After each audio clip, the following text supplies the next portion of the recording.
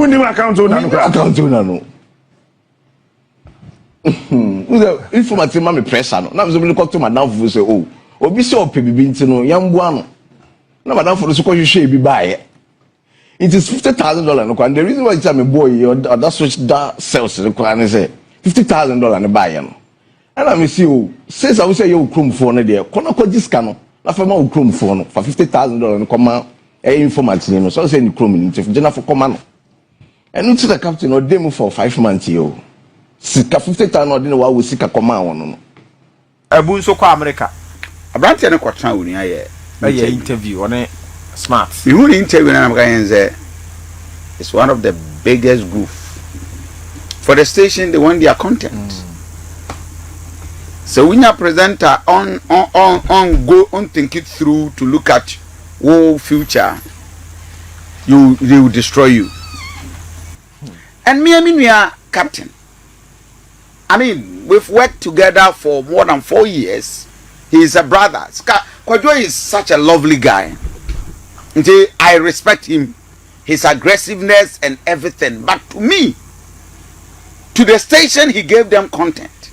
But I thought that almost you have to look between the content and the personality in the future.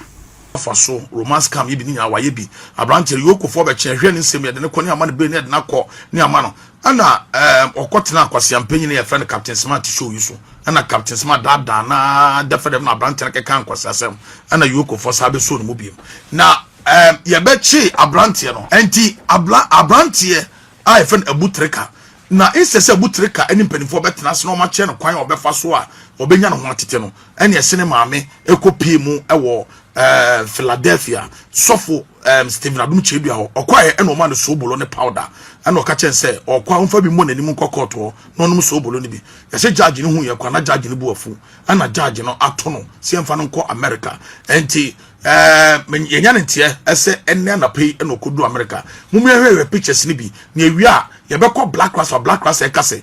For what some of us are aware, extradition no death related issues say obia kumobi no aduane abaha and I say in the other side other way round no American you should be kumobi o ha no aduane ko American and I say drugs yachi be kurano no aduane and I say yaboni din and maybe international conventions a lot of the countries who are natural extradition treaty at the home now but the baby to say romance come any American for tax offenses to be due to the IRA in Ghana and also American tax system you be B2 when I waba signing now not enca no extradition treaty but American for put to what is called a request.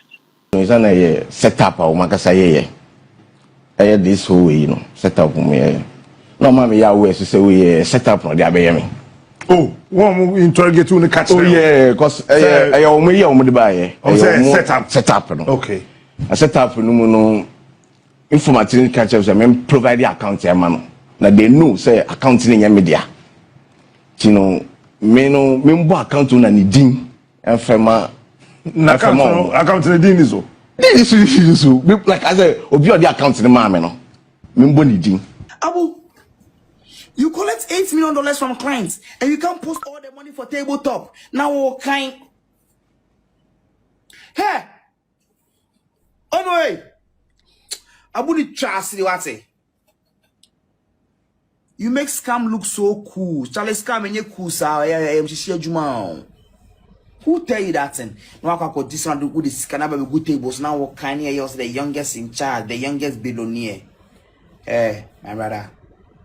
Abusia mame enchia na memo wakwa abanfa umbra Randy G report so na ene mihu se menka se arehosemo se menka ne senyo yeyina ye nibie nua bema Abu Trica na sia ne ho sensem eba montene so efa romance cam anase dwirimu die bi a wodi ewa America brochi mamu enam so ema FBI for wonum tracking no a eba bechi no nsem na sha se bobo so a na eba beda adwa se obo man Ghana mu BN9 for etoche no ewo ni fie mu ekokofa no no motototo na no ne di nkomo bebre no a eje nchiremu bebre no a wo kwan ahodo a wonum susu se waka ho a ama enipa binum edi dwirim efira brochimem ebaye motototo na no bebre no a na ebu no ono ankasa ene pe ne mogya dodo na ene yedi nsuo afremu ama no kwan abrante ifa so na wonya sika pudu enye kuma se wonam kwan papa so se wonam kwan bone so abrante na momontere so a ene ne ka wotimu wo ene wotimi hyehyehye sika no abondo no ka ma ene wokogina bonten so ene ne dem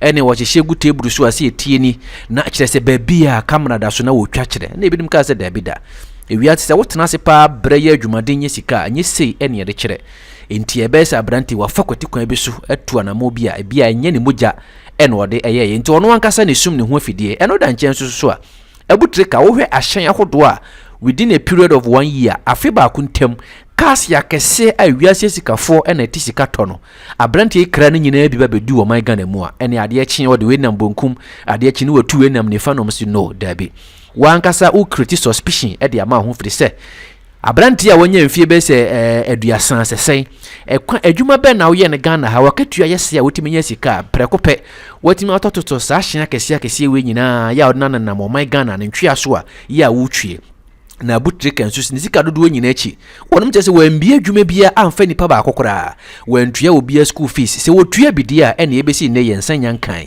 enipa wo boa wo mu ni kurom agapade bɛ na ɔyɛ no hɔ no mo ɛnɛ yebetimi aka sɛ ne timamufo ebesu ɛde amanyankopɔn anase ɛbɛsrɛ sɛ kampanifo kora yɛbɔ yɛmmɔ mpa yɛmpo mfa ma no wantu anamo bia ɛne ɔne ne namfofo yɛkɔ club ne yakɔto sika yapete ene ye ni mayo ene de sika ebo moto so na ye fa ha ne ye sei saa godie ni nko ana na abrante de sika yidinti ene ho ka adwamu dodo no a ena eda nyame ase pa se wo mamanfo okora mpranfo ajeeja wo mu firi se ase wo mu de o ma ammobra ase ebe wiase no wo Abu Trica nko a ene wabobra ye fa no nko nkokɔso ho Abu Trica ho sensem ba ye nyame adom wonya voma wo baka ema no eye ne lawyer edema no ekopre bill edema no twetwetwa je ne kakrakra wo mu hwie mu ade se de be ya wono be hunu kwan bi o mbetimi afa so na nka brantie ne ho enkonko ka adwa mu ana se ne nsem no enkonko ye dagya afei ye koda koso de ya panhwa ye hu ya ne se wonua Captain Smart defo ya na no ati free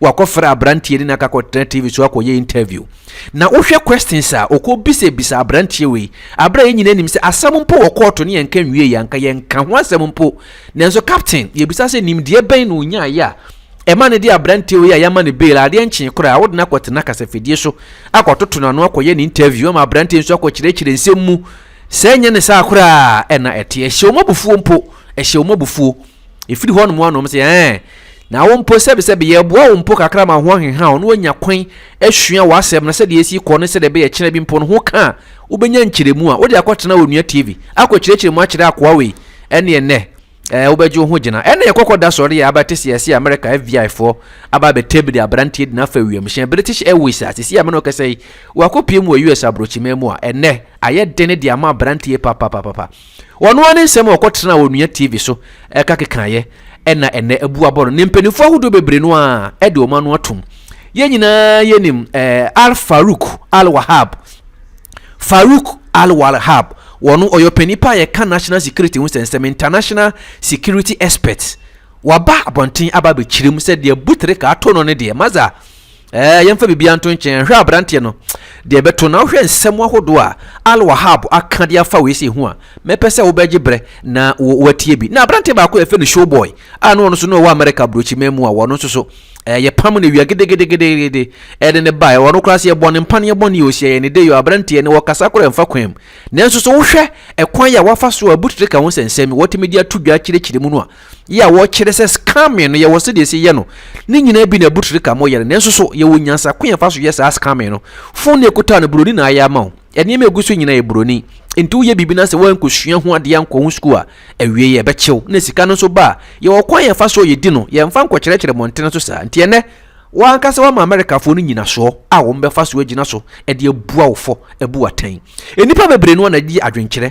e de aba afa Abu Trica ho sensem ye nya daje pa na yentie bi na ansa na kora no Captain Smart interview no kokoye ye no wo de yentie Captain Smart interview no wie a Al-Wahhab Farouk or national security ababeto ho akyerɛkyerɛm de aka kosie ɛno da nkyɛn so showboy enso so akyerɛkyerɛm ne mpanimfo ahodoɔ bi aka bibi afa ho abrante wo ba fie ne ana wo ba fie kyina obedam ana den pa na beto no wobetimi de wadwenkyerɛ nso so aba wadaroma bomode na like video yi ma me ne share ni titiri pa no fa wo so hwie hunu no experience da wo so wo e wo sansensem mu mbra ne nyina ne yenkenkan bi na yentimi enhwie mu ade pa nyame enhyiraw. The reason why it's here 8 million buy na kasa ne se be family in Brino be family in Brino na me wona we ko na kwate so no and team me source no na make say o ko for we person ni me interrogation bi na de on family din ko you know your call your calls on dark room be conference room I say like your one in shadan ye but I said dark room a conference room be like if you na ye abro 43 be ni black men's 2 and your call no na or they papers we go or like I think more evidence we go not so is na set up or makasa ye this whole way you know set up me no mama ya we so say we set up no dey abeye me oh one interrogate you no catch oh yeah cause o dey buy set up no okay a set up no mu no informative catch us me provide the account e ma no na they know say account ni nya media you know me mbo account na ni din enfema na account ni din is so like I say obi o the account ni ma me no me mbo ni din enfema o I say oh we sabi information no kwa no bla ansa na onyame no into me get say oh we be a no already na say mo kwa mu ansa na we be sami that dey koso mu timu no say we so na into me mbo ni din sa say what I mean say ni bufu or like abofo ni bufu eba say oh me mambo ni din dia aba charge me from $1 million to $80 million I catch me say wa nipa na account no mambo dia they be charge you from 1 million to 8 million so because say I grow be no because into me when me crew like in my own country now me can say oh like another one be shame say na you know na me kaze we agro bi na say account na omo de ma wa won so de ma informant no say no obi din wo so bank wo so na na won e be musa say ko bodi na informant na wo so na kaza different na the ba me or the like different formats on be use to ma me informant ni tata me aba me feel like was so draw 3 times ni am ne sam come like we menyame it is how informant no e keep questioning of Cape Coast and me guy na dey be no apartment no no they owo mi odem sisi ano onu say Cape Coast ni I think omu so omu ya say omu ye kromfo omu fi kro ba akoso no no so try say oh ene abu aye na ni krom ni nti no nkope bi ma no membo ano so okay I think 2 weeks go na me nkasa na ho ye 2 weeks go some informative to me aframe me sound informative to me aframe me mus e dey to frame 20 times this account say me ko share account ni man sa account na sa $13,000 in the bedroom no enye wo dey we send $50,000 the same account $50,000 na buy na we say ye $13,000 film na ye fan kan ma wo okay, it's $50,000 in buy. Now what's it $13,000 to film? And $13,000 no account on an agent there. And 5% war $13,000 you buy your site. But I know who account. I know account. And you dinner. And you dinner was where you say.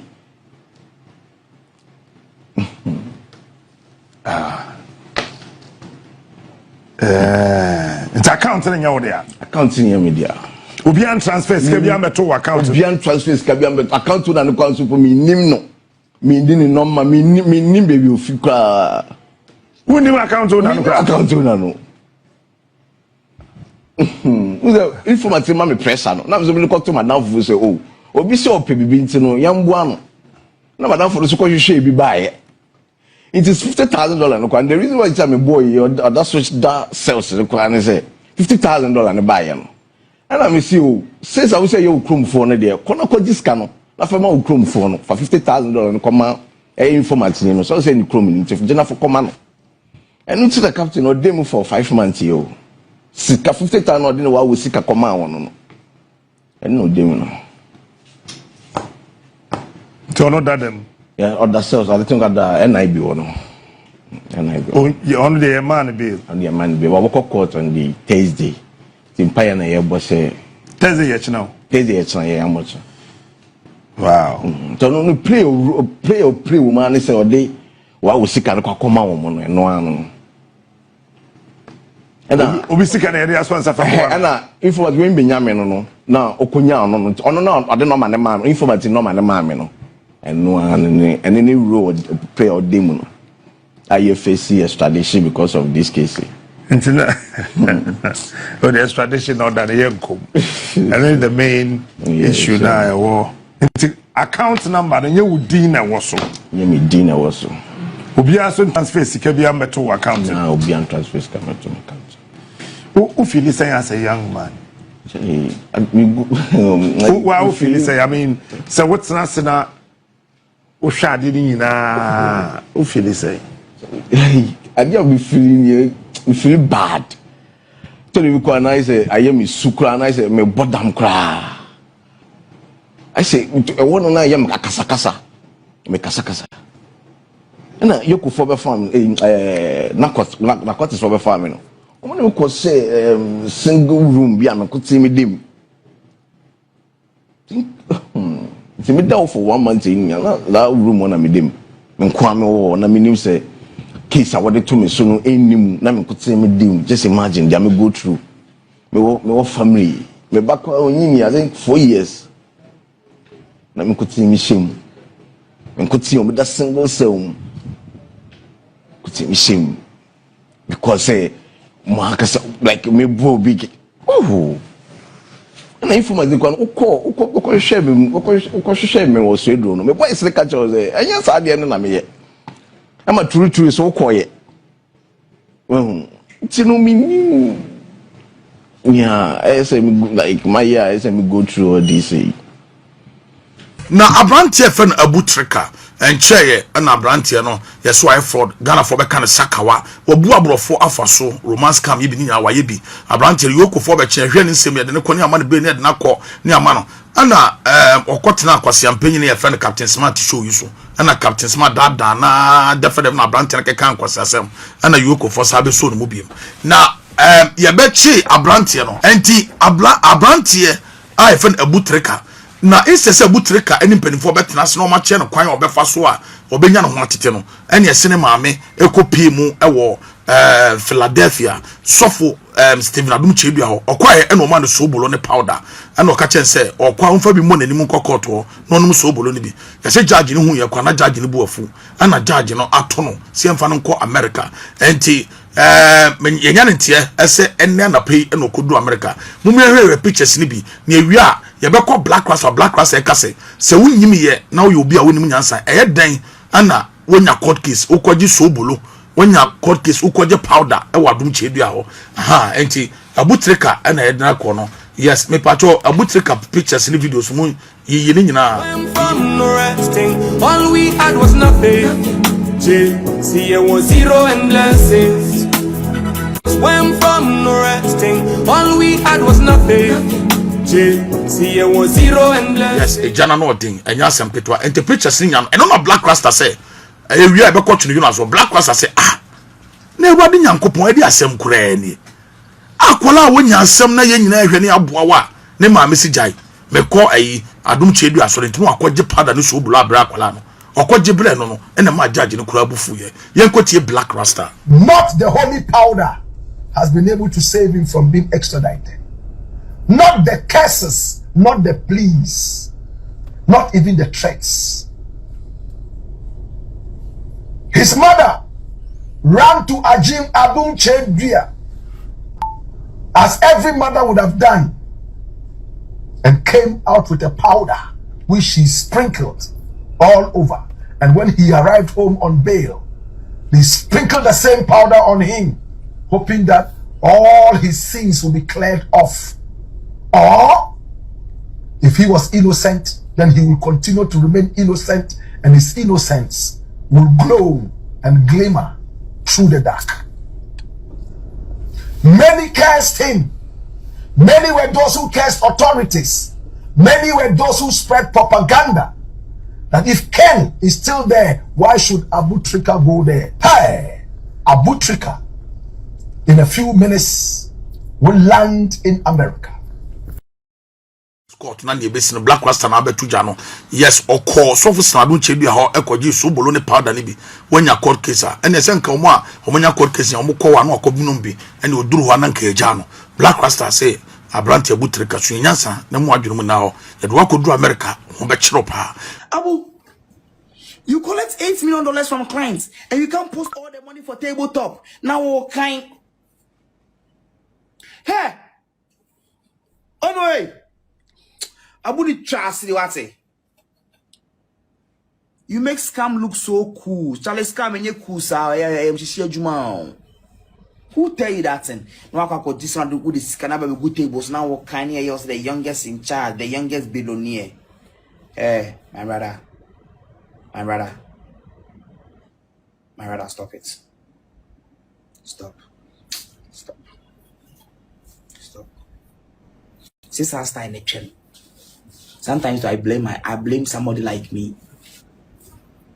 I'm part of the reason why the youth, a lot of them fuck up.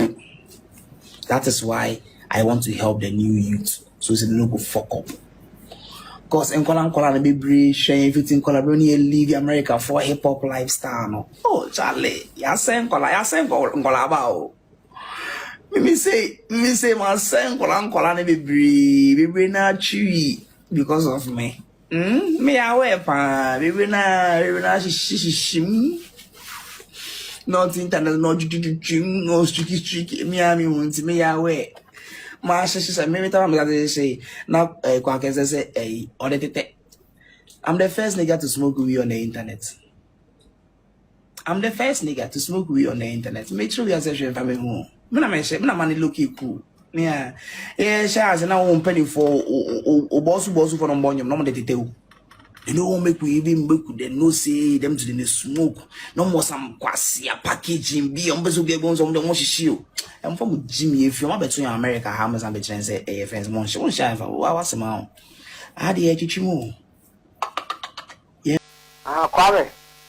Tell you who can know. Let me say, every time America for no, make a some suspect no, because when you say no one crop, we are much or more.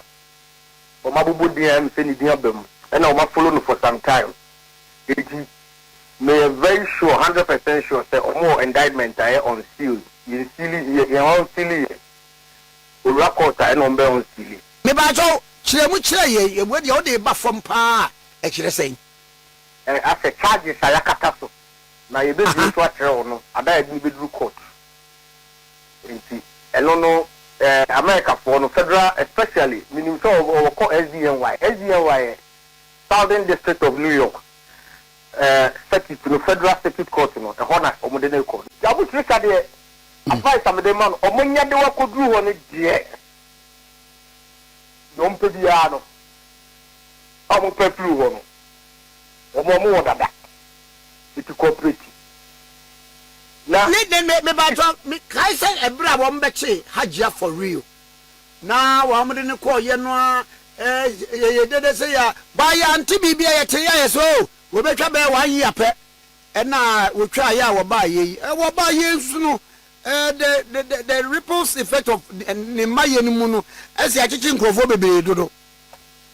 Ani when you sama Kwame eno de minim ho Kaso, mama na wasira mi senya. Abu say $8 million no ni mu hwe. No mu twan carton so. Na FBI agents be never contacting about account. See 50,000 bills a day. And now we provide the account. On the crime away no mu. And we provide the account no buy any BBA. Now say FBI phone say account no baby okoji account free ni he fa no okoji free omon che ni baby okoji account ni free enye saa dia sika na afa account ni munyi na omo hwe ni pa kon omo de be hye no tabu se ni case no. If FBI or police is doing investigation and you're a prime suspect in the investigation, and you hinder them from their investigation, you can be charged with aiding and abetting and conspiracy to commit the crime. Okay. Which is equally a charge that amounts to a couple of years, which is even higher than the main charge. Okay. If you get conspiracy and aiding and abetting, that one says,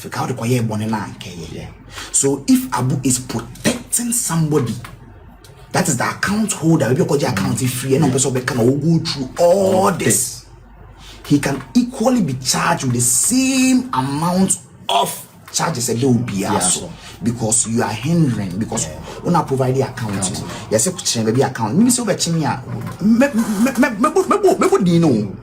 go jail mobile. Me brain mobile. But so busy street level. There be a chair, me just street match. In that me will be a person you know. Make you can before wasa. Where did you get accounts from? Oh, who mean the account buy? 10% penny wins in over send my life. So 10% is 20% into a CZ upon your money with BBL. Then Mecca. It's a street code, so don't make us Mecca. Police party me, you know. We share accounts that was only a show accounts that and our accounts can be black on the show. I mean, yeah, she made a bit more cake and a mayor. Mecca. Jack Mecca. The one thing about FBI, they look for the head and the tail. They don't look for the middle. Okay, why? Because they want to uproot, they don't want to cut off. Okay? So, middleman, who is a middleman without the plug? So, FBI no get time to come and look for the middleman. Plug, no water the clients, no. Only a show. Wow, the accounts near what they are. Only a show. So, one provide the account owner in India, Jack, will go down. And then walk down, we are Memphis Meshubi. You better check some money now. My lawyer for the Juman young thing. Kona kakache be for say I'll call the accounts na ma'am. Na back one team. Na mark one cut down boko na rise na bra. Abu so kwa America. Yes. Abu Trica so. Abu Trica minim say vama wana na lawyer. Aye. You see, in the media, and as much as we want content, we should always, look between the thin line. What we seek to achieve. Abranti na kwatran woni aye. Interview on it smart. We want interview na say it's one of the biggest goof. For the station, they want their content. So when your presenter on think it through to look at whole future, they will destroy you. He will destroy you. But you see, as a lawyer, a student lawyer, not as a student lawyer, and a boy in a crap person can me interviewer. Personally, and can me advise the boy and say, case court. So to you the network, you will get a content. Ubenya content because ye chini tu munyina no be anywhere one na day akasa to the station will get a content. But to the young man and then the lawyers, they didn't help the guy. And me we are captain. We've worked together for more than 4 years. He is a brother. Kwadwo is such a lovely guy. I respect him, his aggressiveness and everything. But to me, to the station, he gave them content. But I thought that almost you have to look between the content and the personality in the future. Kwadwo amwabo and even in Sembi abo and kind obisa no to the sense and to sky find a wire also obi na discover beto accounts mu and na the boy totally exposed himself and it was just raw without any legal advice. And when who say in the media as we are doing it, we need to always marry between professionalism apart from professionalism, we need to look at what we seek to get. The down with himself some way by no man could call back and forth. The young man was even at the end. You are waiting for court date to appear before court. You have just been granted bail. Bail. Just go home and come back to court again. Then you go and sit on a media platform. Then you just expose the boy when him kasa. He was so naive without any legal advice. And I don't know. Other conspiracy theories are. Man for say he sold the boy out. And I'm so disappointed. Martino, I know can say he was not aware of the guy going to this Unia to do that interview. But that would be a biggest failure on the part, as a lawyer said. Who are clients? Now clients, person or cocoa that such a platform. So and this is exactly what had happened to the young man. This boy's extradition would have taken a long time. I'm telling you for a fact. But he went there to expose, he shot himself with his own interviews. And in fact, at a point in time, some of the things he said, from a legal point of view, when you look at it, it was purely the boy was just admitting that he was guilty. Because one, was down fubi, and was when ya gig been what transfer when I would take percentage. Hey, even in the laws of the country, Ghana Krano, you're wrong legally. Unexplained wealth. You are not. Who are you? I with me gig. Who are accounts? Then now beat me enya se obi the illegal money atuma. What the fra will say? My transfer is current to accounts because of who? I mean, the boy sold himself out, and I think that the media and fine. You've gotten the platform. You've gotten the content.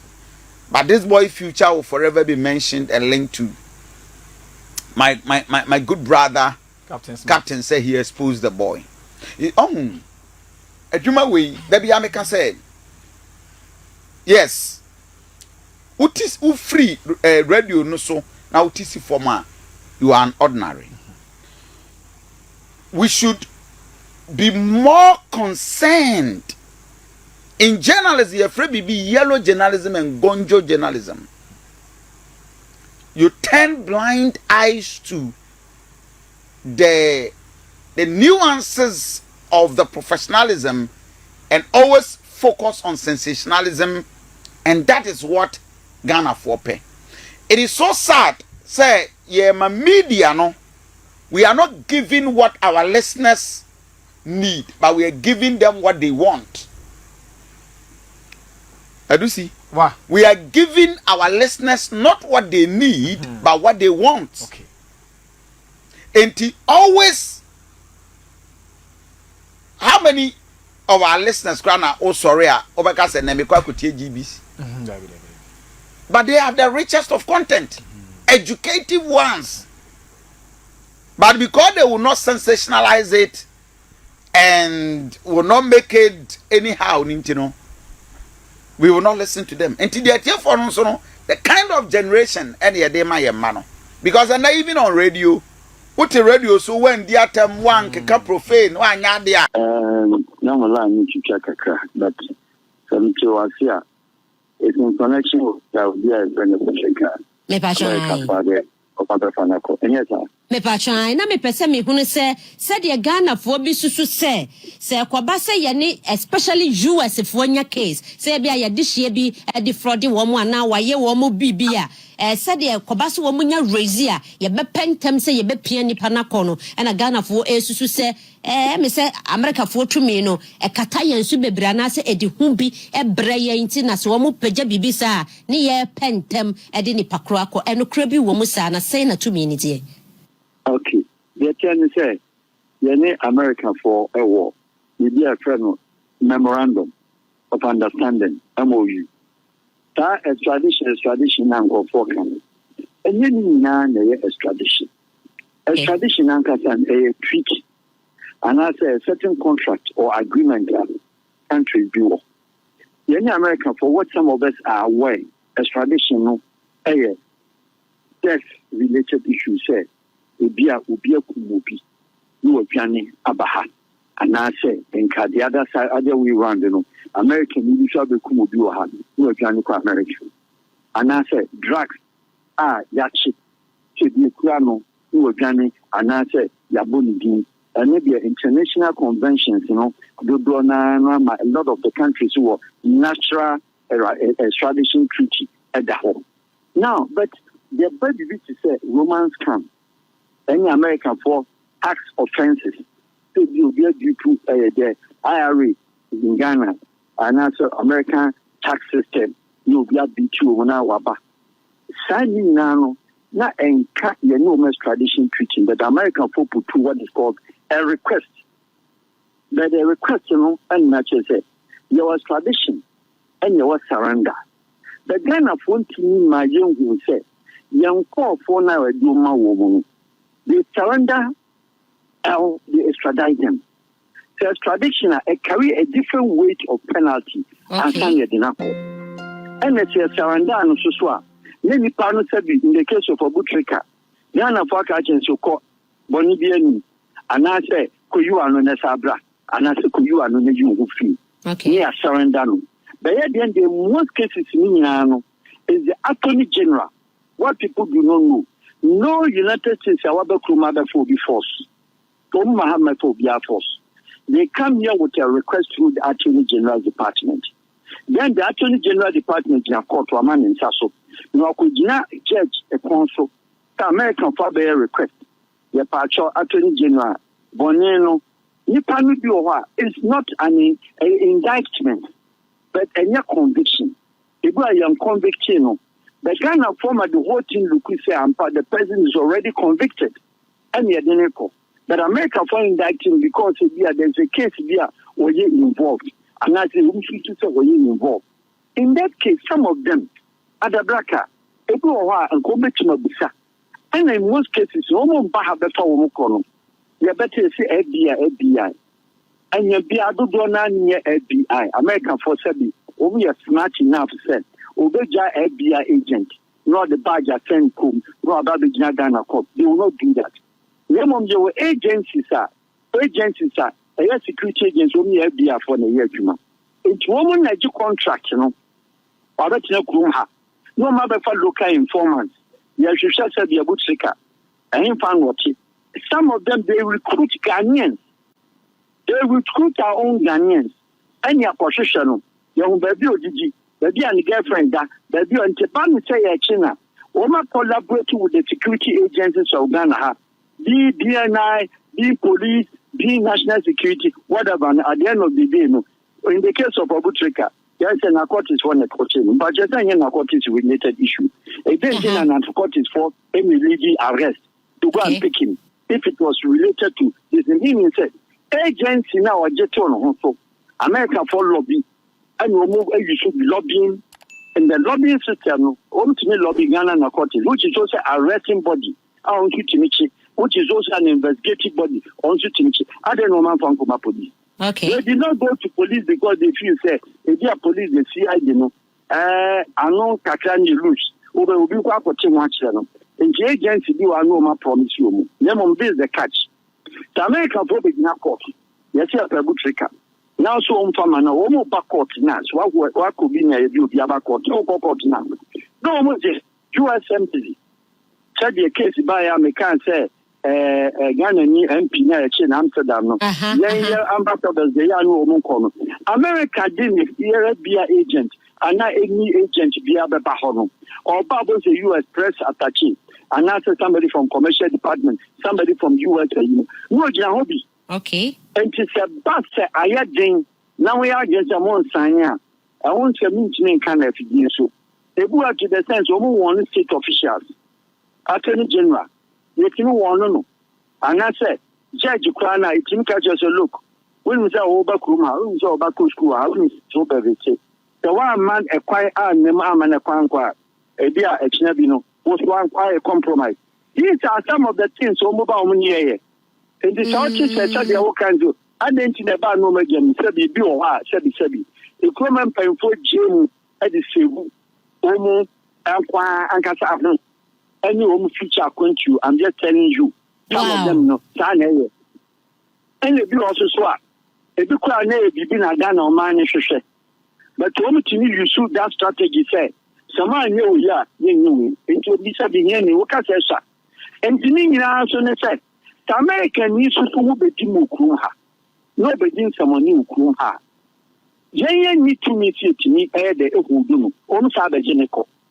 I mean, idea in the case of Emma in the early 90s, 1991, 1990s, Anna a Baku, our doctor, or United States, we are no gynecologist.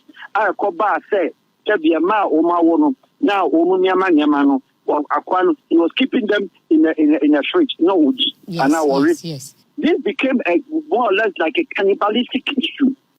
At that time, now Ghana Chin, then our Tamano. America for a demand is immediately releasing a million fanunco. Ghana for next is crying on reveal, big story in the bar out. And yeah, your friends, the midwives from the story by Ghana for crash and needs you much. This is the case. And so, America for Kubi about 19, Nabaku 80, Baku around 21. Our drug issue, old airport.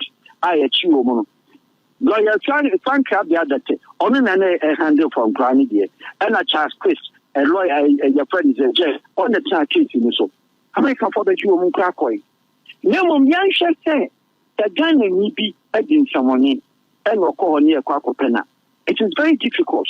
It's people which I say, then the young near your bagino. What's it? Kabibisa se ayenye bia wamo kwatena ho a ya na ehu na to wamo so ntino bia de kwasi broni beka bia na omaje atum kori na omaba na your countries are what that kind of laws that they don't allow that. One of them is Holland. Okay. One of them is Germany. One of them is United Arab Emirates. Malaysia, Brunei, Adadeno. America continue to go for Ubia. To some extent, number Benjida na Abacha ho and even I think even Obasanjo quite to do it. When table requests that they don't allow. You can say a lot of them they don't give them. What about the United Kingdom? United Kingdom American oil minister designing alcohol or the billions of Nigerian dollars at the coho. Taking the president of America, Muhammad Buhari, United Kingdom over 6 times. British bought the paper chair and said, Mameno, Kansala when I would know I was not playing Kubu, says this time, I mean, do. And Mopan Buhari, Buhari could give 4 months. Oh, what's my for design Yama? Buhari and more baby, or because the Kenya or the cook room, yeah, Mamma, my fan call. No British forces who cases are ultimately tried to almost try to go from Nigeria. And the Nigeria forces had the Omicron. I know in Chester said the I am Crano and someone and LDB and Omu. We are talking about principle. And then Caboni of Yakokudi. And the American football cool. Anyhow, don't love you, but you be a no macho. Now, the interesting thing. Omo call with Abu Trica. On the American visa, and I said, in the passport. Okay. All Americans, they can't take him out from a cab, no one could give US visa. Oh, could give his amount. Yeah, they have got a passport. Yeah, because for the little American, as FBI and Obechina, as agent, show the airport on JFK, as for the district court. And Sunday to me in a night at you guide in but something Siabotin, charging a court. I'm a court at Grantino, say, I'm part with you. Yes, sir. Human rights lawyer, be best lawyer, be Japan, say, much more will be illegal. That is the system. And to America, for no claim you do, Omoka, Omoka is at the Maum. They don't bundle them, say, now near the Napa, Hush Papi, Omcoach in Zadia, Dubai, Omjibizaman. Because the United States is one man in law. Country no one brats on team for Bimam Abra paper the Crano. And I say, over indictment paper, and that's a charge sheet, a prosecutors, and a DHD, and a prosecutor's note, and a debate in the Debbie. Who warrant the crown of judges at the man. want to woman and 2 minutes delay me back. No more prepare. Underground because I said you need passport. You come out for your passport to the man. Woman, let's say pass a come here the visa so because woman can find American paper because the new quarter American judicial system would also ask, how did you bring him from Ghana? Over American legally and airport to be GFK, the visa way, no money. The I-94, this tampon or arrival any afeno, yeah, you need to indicate, you know. And you cry on that lobby on that fast over, but maybe madam, they'll go to countries. Only here in Italia, Mama Gauta Ganama, only this cattle. Informants from you, they pay. Me pacho, ekwabani sana. Yeah, system no ye beka say 2 weeks say e betimi akeka no ho ana se no address aban mu na wase wo motena se biem no mo ye review e was certain things ho se meme de hye wo kaso wa ye say ya me metuwa na mo say enya bibia na betimi de pia na ba o abaya amenka bibin cho ekuro na ewo mu no tabi e bia ne de empenfo wa ha obi abako school America obi anya ko school obi ayesi enye nche de makano yamfa nsa nye ni na anya dituga eya video so but the bottom line is say ekoba se yenye ni mu nyamfa no ko na nyema bi ntuto yi a say esikatuo say the American focus here pen no dia obaka say say you put ransom on the person's head and the woman put Osama bin Laden so the $25 million informants edukogie o metu asama ya Abu Trica.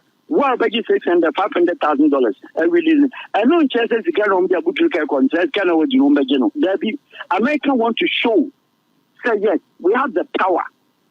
Said the bit my Yampire channel, or met several. And yes, yes, can homoji, and I think can be near to Abu Trica. Never one person of several. We use some that is where a country's judicial system works. For them, they use education of their proper judicial system. Okay, to say no. Me patcho say no.